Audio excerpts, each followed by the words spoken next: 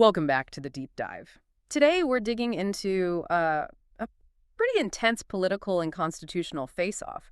It's pitting two completely different versions of reality against each other. You've got the Portland, described by the White House as war-ravaged, and then there's the Portland, where, well, residents are apparently jogging happily by the river. Exactly. And our mission today is to try and understand, why these two realities exist and what's really at stake here. We're going to cut through the noise using Associated Press reporting, specifically from September 27th, 2025, because what we're seeing, it's more than just political talk. It feels like a critical, high-stakes test of federal executive power versus state autonomy. Right down, interestingly, to the city's own legal zoning codes. Okay, right. Let's unpack that, starting with the federal view. President Trump made his declaration on Saturday, the 27th. He said he'd send troops to Portland and authorize full force if necessary. His reason? To deal with what he called domestic terrorists. Yeah. And the language there is really specific, isn't it? It feels carefully selected because it sets a kind of legal stage.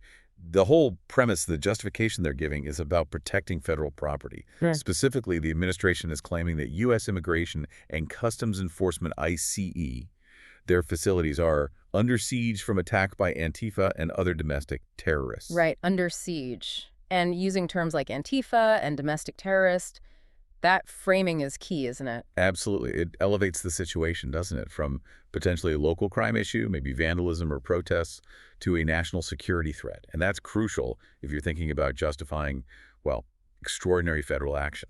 And the response from the administration, it backs up the seriousness. The timeline was a bit vague initially, but the Pentagon spokesperson, Sean Parnell, he confirmed it.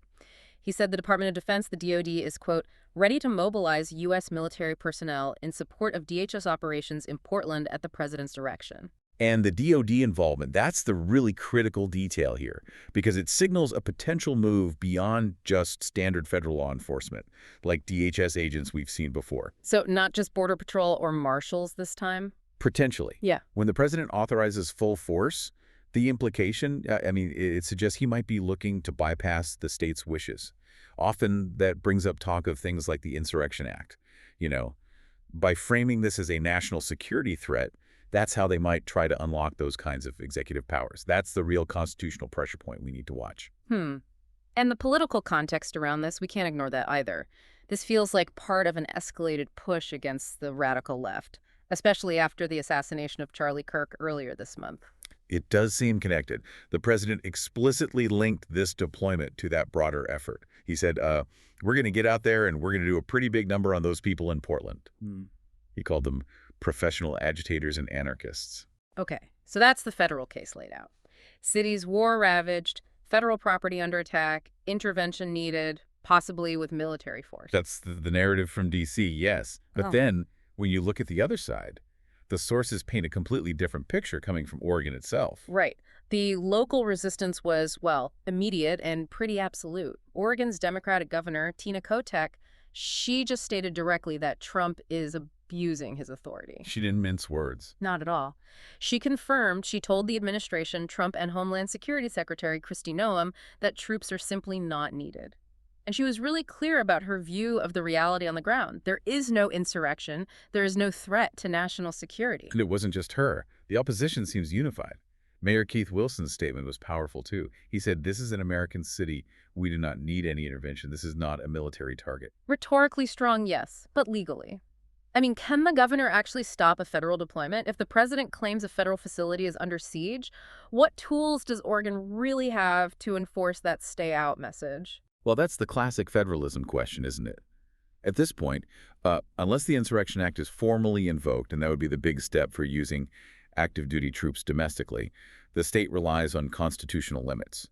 Things like the Posse Comitatus Act, which mostly prohibits using the military for domestic law enforcement. Oh, okay. So the governor's main power right now is basically refusing to cooperate, refusing to authorize her own state resources like the National Guard. And the sources show that clearly.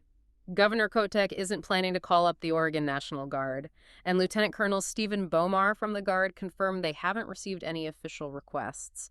He also noted any requests would need to go through the governor's office first. So they're drawing a line. Definitely.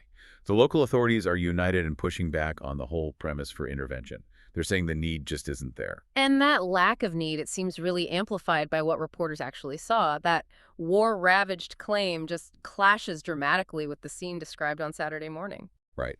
The reporting mentions no federal presence downtown at all. Instead, you have people jogging by the Willamette River, relaxing, riding bikes. Just a normal sunny fall day, apparently. Yeah, and the quotes from residents really highlight that disconnect. Alan Schmertzler, 72 years old, just asking, where's the emergency? Exactly. And John McNair, 74, describing taking a leisurely stroll along the river. And he says it plainly. This place is not a city that's out of control.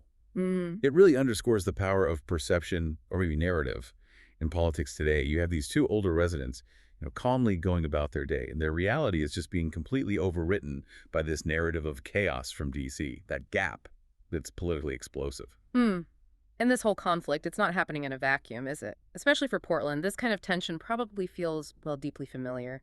To really get this week's announcement, we probably need to rewind quickly to 2020. Yeah, that's important context. We all remember Portland being the site of those very long-running, often intense racial justice protests after George Floyd's killing. And that situation did initially prompt the Trump administration back then to deploy hundreds of federal agents. Border Patrol was involved, others too, ostensibly to protect federal property, like the courthouse. But the sources now are pointing out a really crucial difference between 2020 and what's happening currently.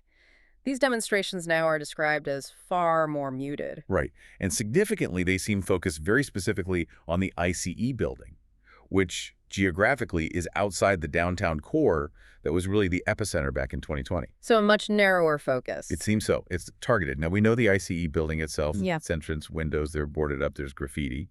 And there have been injuries reported, some federal agents, some demonstrators, so there's conflict there. But the overall intensity, the geographical spread, it appears much reduced compared to 2020 based on the reporting. Okay, and then there's this other fascinating layer of conflict. It's happening at the city level.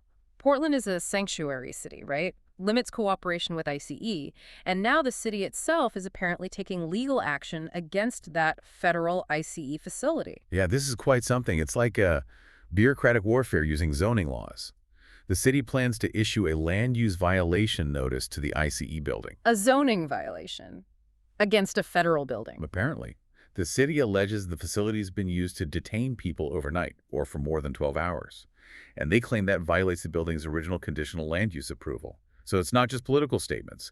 It's the city trying to use its own local regulations, its own bureaucracy to restrict federal operations. It's quite a move. Wow.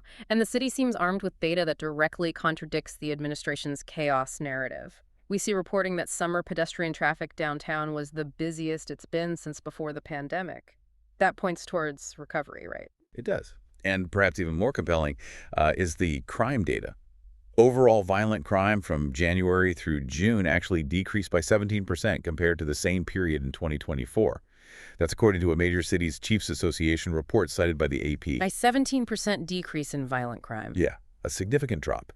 And that fact really raises fundamental questions about the stated necessity for this kind of large-scale federal intervention, which is predicated on disorder.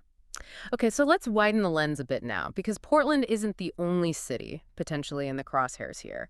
We're seeing a pattern, it seems, of attempting deployment even when states object. That's right. There's precedent. Think about Los Angeles, for instance. Guard soldiers and even active-duty Marines were deployed there despite California Governor Gavin Newsom's opposition. And crucially, the federal government is currently appealing a judge's ruling that said the use of the Guard in L.A. was actually illegal. So the legal fight over whether these actions are legitimate, it's very much ongoing. And beyond Portland and L.A., Trump had previously threatened deployment in Chicago. And the reporting expects a deployment soon in Memphis, Tennessee. Something like 150 troops. That's what the AP report indicates, yes. Yeah. About 150 troops expected in Memphis. And the reaction there, it really mirrors what we're hearing from Oregon. It highlights how this resistance is kind of structural.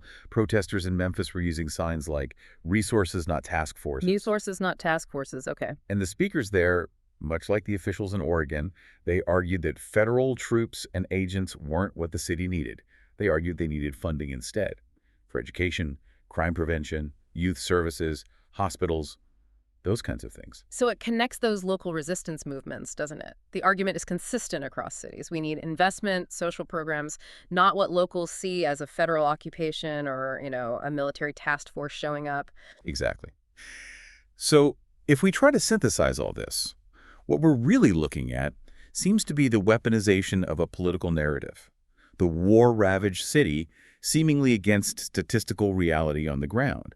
You have local data showing recovery, falling crime rates, yet the federal government insists on this crisis description, perhaps to justify using extraordinary executive authority. Yeah, the fundamental conflict here really is that clash of legal power and perception.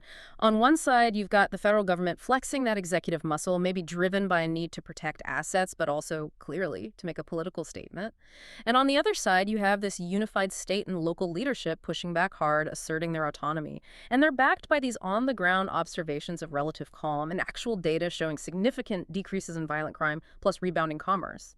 The two realities presented in the sources, they just barely seem to overlap, do they? They really don't. And that profound disconnect, that gap, it raises a key question, I think, for you, the listener, to consider. When public safety statistics are actually improving and local life appears relatively calm as reported by the mayor, local police, residents, why does that political narrative about disorder still hold so much sway?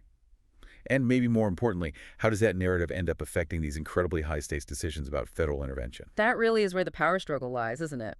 Between the narrative and the numbers. Thank you for joining us for this deep dive into the source material.